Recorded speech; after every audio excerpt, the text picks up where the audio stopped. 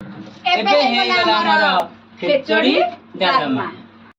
जय जगन्नाथ सांग माने पुणी आ गोटे नुआ वीडियो को आमे आपण मानकू स्वागत करूछु। आज होची पवित्र रथ यात्रा। आमे तो घर बाहर की जाई पारलुनु। आज होची वर्षा होतला सकाळू। आ कोन करबा ना आमे आज घरे बनैबा साधा खेचड़ी आ डालमा। पूरा साधा आ सिंपल तरीके आमे ताको बनैबू। आपण माने से वीडियो टी शेष पर्यंत देखिए। वीडियो टी भल लगे गोटे लाइक करेंगे, आमको सपोर्ट करेंगे, आम चैनल को सब्सक्राइब करेंगे। चलतु आज वीडियो टी आरंभ करवा। प्रथम किसी अरुआ चाउल आम आनीचु धोई देचु।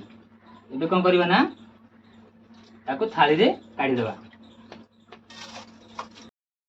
चाउल को चिपुड़ी की थाली काढ़ीदेले एबे कौन करवा ना आम या खेचड़ी बनैबा। एबे टिके एथरे हळदी पकेइदेबा। एबे आपको जो हळदी पकेइथला पूरे भल से गोळेइ देबा।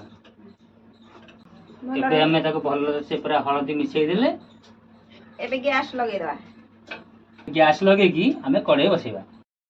घी पकेवा कथा किंतु हमें रिफाइन तेल पके देबा।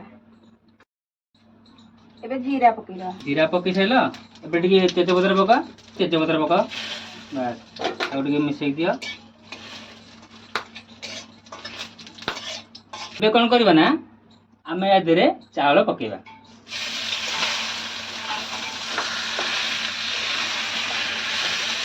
एबे कोन करबा ना आमे किछि मुग डाल लेचे ए मुग डाल की या देरे पकेबा।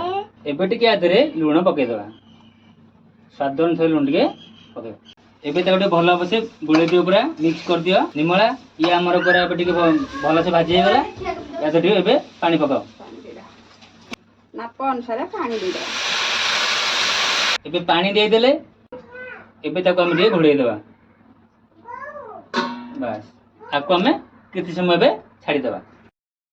एबे हमें डालमा बने पई किछि डाली नैचे किछि परिबा काटिजे। ताले चलंतु ताको हमें डालमा पई प्रस्तुत करबा। डेक्ची रे हमें किछि पानी नैचे एबे कोन करबा ना गैस लगे आको बसै देबा। एबे कोन करबा ना हमें डाली की एक डेक्ची रे पके देबा। एबे देखंतु ए परिबा में ए डाली देरे पके देबा। एबे हमें लूण हळदी डालमा रे पके देबा। एबे कोन करबा ना को घोड़ेई देबा। एबे देखिलो खेचड़ी हमर केमती हैला। एबे हमर खेचड़ी पूरा रेडी हे गला। एबे कोन करबा या टिके गाजर काटी रखले एधरे पके देबा। एबे हमर पूरा रेडी हे गला खेचड़ी। डालमा हमर सिजी गला। एबे गांगे लागु ताकू काढी देबा। तेल पके देबा। एबे सुखिला लंका पके देबा। जीरा जोड़े पके देबा। जीरा फुटी गला एबे अदा पके देबा।